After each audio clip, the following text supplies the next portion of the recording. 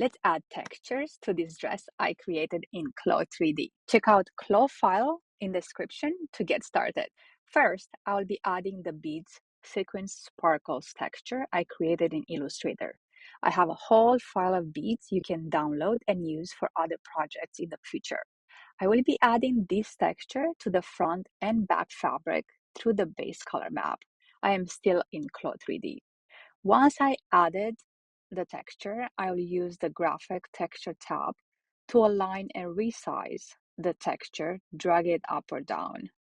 I obviously need to make it much smaller than the actual file.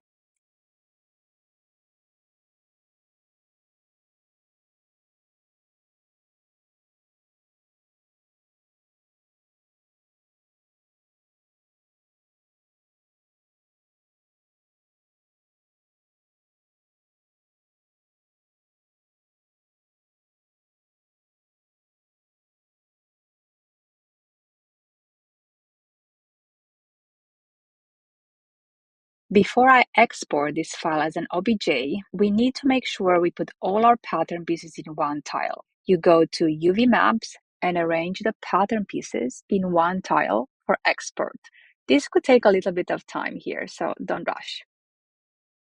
Now, we export as OBJ file, selecting the following options: all patterns, avatar, single object, thin, unified UVs, scale in meters, that's also important, and then export. Once you exported this file, open your Blender file and import as OBJ file. Once you imported, what I did here is to select the bows in Material tab. And in the shader editor, these are the node connections I use to make the bows heavy and velvet material. Please get the velvet texture from the download file in description.